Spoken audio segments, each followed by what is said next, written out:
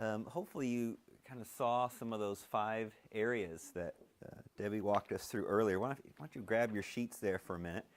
What I'd like to do is just have you look at some of those areas, and let's just kind of evaluate. How did you see Jill modeling some of these areas? Is there one that stood out to you in particular?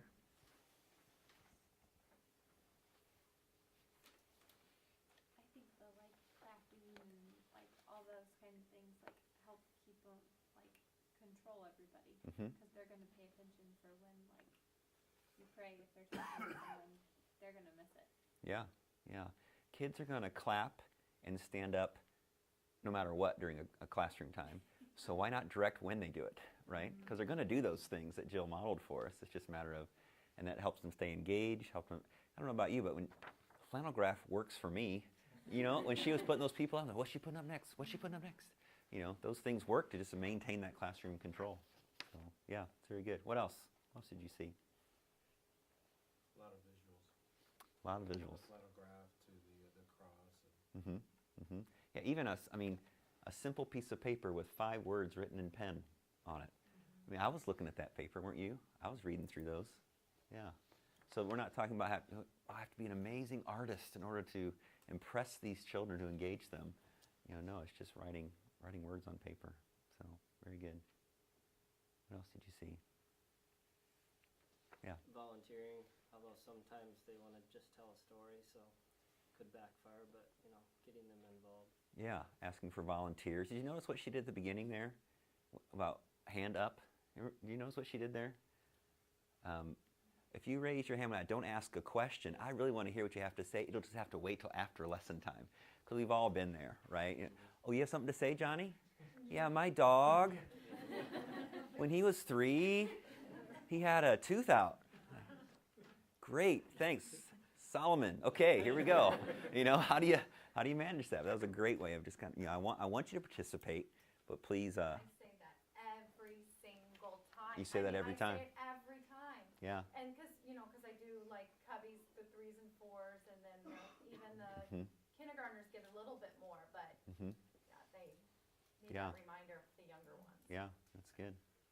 And let's make that bridge for a minute too. Those of you that work with older kids, that's not a bad thing to say to 5th graders, right? Hey, I want you to participate, but if you do, would you mind raise your hand when you have a question or something related to what we're talking about?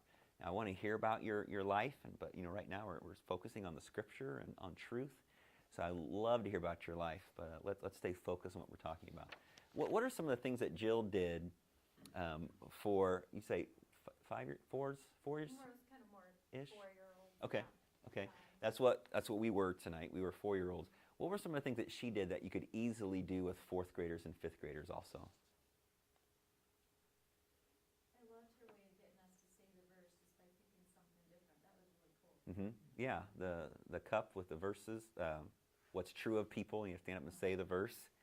That'd be easily done with 4th and 5th graders. Jill did something similar when she taught this in February. She had a beach ball, and on each different color of the beach ball, she wrote something like one was rotate, or one was, I think, hop up and down. And so when the person caught the beach ball, their right thumb, they read what it said underneath it, and then that was the activity that we did. And so we bought beach balls for all of our lead teachers so that they can have those. So as Jill models resources and you see them and you like them, let me know, because we'd like to put them in your hands.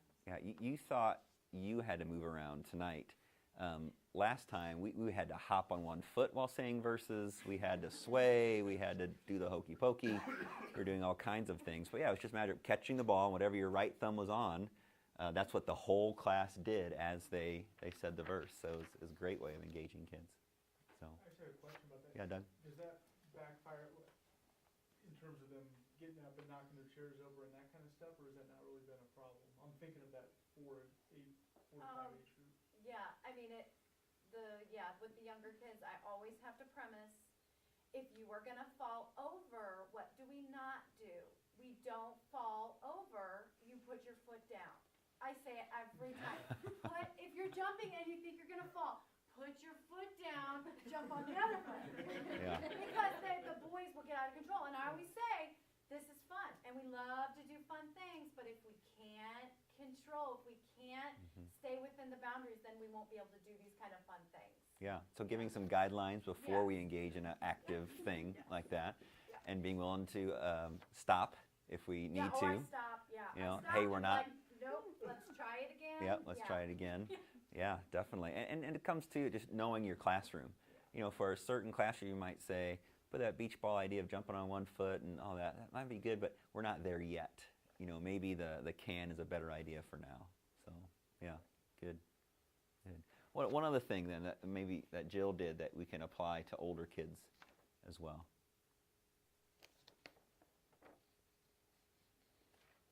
I think I was thinking as she was speaking, this can go all the way up to college. You just kind of, Hmm. I mean, she was energetic, she had visuals, and she engaged us. You know, as they get older, you kind of tend to gear towards their age group, but I was thinking, man, this could be, and you could do this stuff in college. Mhm. I mean, you do. Maybe not who has blue jeans on, but I mean, Yeah. you can kind of, that's what I was getting from her, that this could be applied to. Of course, Yeah. once we're out of college, we know it all, we don't have fun. Yeah, right, right. But yeah, I mean, Yeah, I agree with you, Josh. What Jill did could be good for any age. Now, let me just ask the group this. How many of you potentially zoned out during a sermon or Sunday school lesson today if you're in an adult room? Okay, you're lying right now. Right? Okay. How many of you zoned tonight? All right. I mean, Jill did an excellent job. I mean, there might have been times where you're thinking, okay, my grocery list or things like that, right? And we all kind of have those lapses. But I was engaged the entire time, right? And we kind of don't give our kids enough credit to say, I got to keep this like 10 minutes, or their attention spans, they're gone.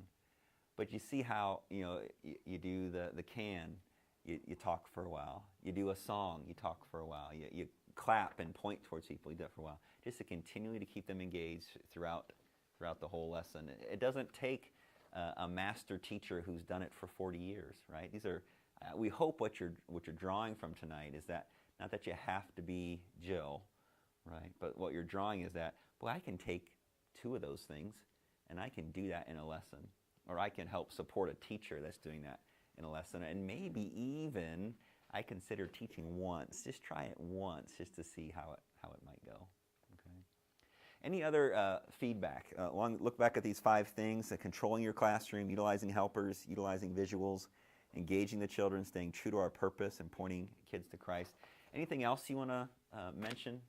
Yeah, Mark? I think the bucket idea really helped engage like a volunteer or helper as well, that Mhm. brought them into it, showed Yeah. the kids like another person of authority. Yeah, getting other people involved by just taking a can around. Yeah. Yeah, that's good.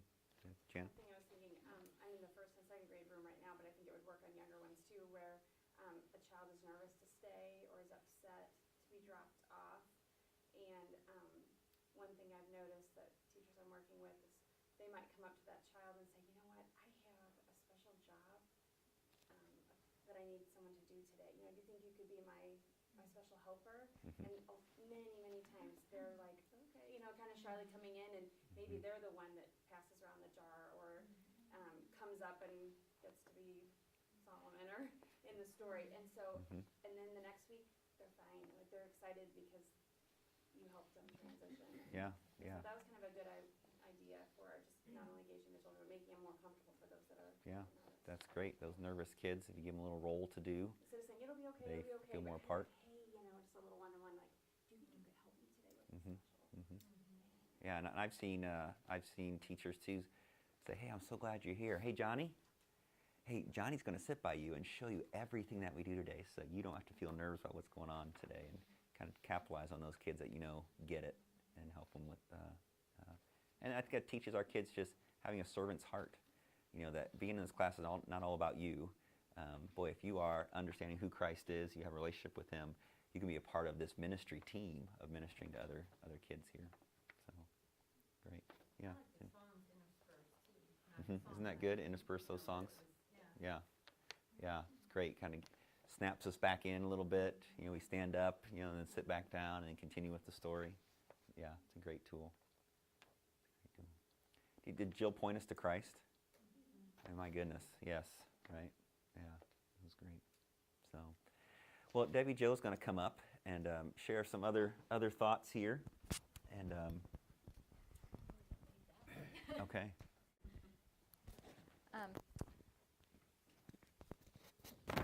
What we really wanted to do tonight was to challenge some of you guys that maybe have not been teachers in the past to consider doing some teaching in the future. Maybe you're here tonight and you think, no, I am just totally a helper. Then hopefully tonight will encourage you to just pray for your teachers more effectively and to see ways that you can engage in helping them in the classroom. But we are so encouraged when we see people who are nervous about teaching step up and give it a try. And 2 people did that. A year ago, Elizabeth Lehman would get up to try and explain a craft, and you could see her visibly shake. And she came to me last spring and said, I'll be one of your classroom coordinators. And I was so amazed. She has done a phenomenal job this year, and it has been so neat to see how God grew her and equipped her for that role. And then a lot of you guys will know Susan Feeney too. She's in her early 60s. She's retired, had never taught a lesson in her life. And she said, I just feel like God is convicting me that I need to be a teacher this year. And so she's taught a month at a time and, again, has done a great job. Last Sunday, I called Ben in the room where she was because she had all her visuals. She wasn't using the flannel graph, but she had gone to Google and searched images and had pictures to show the kids. And that is super encouraging. So the goal of tonight is not for us to all teach like Jill, but to just say, God, would you have me teach? And then if you're a teacher, God, would you equip me? I know when I teach, it's hard for me to remember all the things. Jill didn't use any notes. She didn't look at the binder. She didn't even have the binder. She just emailed me and said, what's the scripture that we're covering? So when I teach, I like to make a file card that I can have there with the major points. So if I get stuck, I can look at it and kind of cheat. But one of the things that we didn't really touch on with Jill or Debbie that I'd like to touch on with you, if we're going to be effective in coming along our parents and really discipling, helping them disciple their children. If there's been a discipline issue in the classroom, then we really want to lovingly tell a parent about what's going on in the classroom. So maybe we would come to Chris and Kristen and we would say, you know, your little Susie today really had a hard time when we were doing this story. She was touching her neighbor and we reminded her that we need to keep our hands to ourselves, and when she didn't do that, we put her on the other side of the classroom, and then eventually we took her aside and talked to her, but it just didn't stop. So that's how we handled it today. How would you like us to handle it in the future? And is there any tricks that you know of that seem to work really well with your daughter? So we want to make sure that we're coming alongside the parent. We really want to help them out, but communicate what's going on in the classroom, because parents don't have a window into what their children are doing. And I know when our girls were really small and they weren't acting appropriately at church, we appreciated when someone came and told us what was going on so we could address that at home. And then one of the things that Jill has done so very well in her lessons is keep pointing us back to salvation. And when Jill taught the lesson back in February, she used this illustration of a person who has sin in their life, and how Jesus died on the cross, and when Jesus died on the cross, he took our sin away. And this was just a really great object lesson. And so we've purchased a book of these kind of object lessons, and we're going to be putting them together in packets. So in the fall, once a month, I will be giving the classroom coordinator an envelope and just say, here's the object lesson for the month, and sometime during the month, would you please make sure that we go through this object lesson, because we really want to make sure that we're pointing our kids back to their need for a Savior. So that will be something new that we start in the fall, and we'll just rotate those, and then we'll keep those in a library here at the farmhouse. And then I think all of you that have served in children's ministry this year, sometime today I handed you this packet. The front page is a letter, a little bit about what's coming in the fall. And then there's a chart for you to see where we need workers. And the last page, you can let me know what your intentions are for next year. And I would just ask you guys to please, please, please pray with Craig and I that God would bring a classroom coordinator to each class for each hour that can serve all year long. That seems like a really huge commitment, I know, but we have quite a few of those people in place right now. but we're just seeing how important it is to have at least one person in the classroom that is consistent from week to week. Especially like Tammy Savage has served in our twos class for years now. How many? I don't know, maybe even 4 or 5. And so it's great because those kids know her and they know Whitney Bennett. And in our 5-6K class, Jonathan and Jill Sutter, they've served in there for years and years and years. And so we're seeing how important it is for the children as they come in. They're much more at ease if there's a familiar face in there. And then as we have people like you who serve on a rotational basis, if there's someone in there that knows where everything's kept, where we can find extra supplies, what the routine of the morning looks like, it just helps everything function so much better. So we're looking for those classroom coordinators for all of our classes. I realize not everyone can do it, but if you would pray with us that God would fill those spots. And then if you're interested in helping on a rotational basis, just let me know. So, any questions? Joanna. One that I keep getting asked is, well, where are you going? Well, I'm going to my Sunday school. That doesn't throw them so much.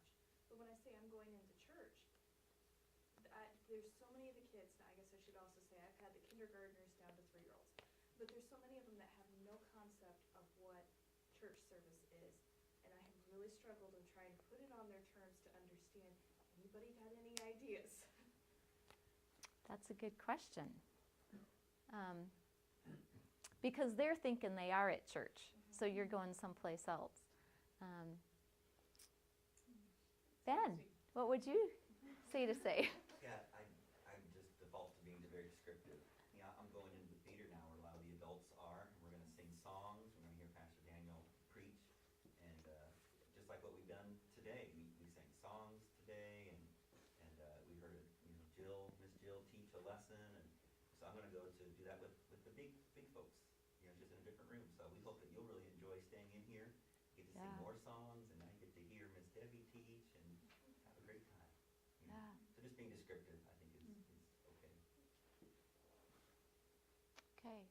One of the things that we talked about, a lot of people shared with me after our last meeting, and I will probably send you guys an email this week and just say, tell me what you liked about tonight, what did we do well, what can we improve on, what are some resources you would like us to put in your hands.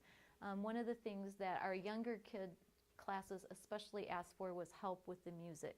In some of those classes, we have one person that volunteers to do the music and one person that volunteers to tell the story. So in some of our classes, we won't get them as interspersed as nicely as what Jill did for us tonight. But we are going to look into some more resources for music with our younger children, so that will be a help. So next year in Generations of Grace, we're in year 3. It will be all the New Testament stories. So we'll go through the Gospel of Mark, and we'll go through Acts and through a little bit of Revelation. So it'll be our 6th year as a church. Can you believe it? So, yeah. So anything else? Okay, go enjoy the warm weather.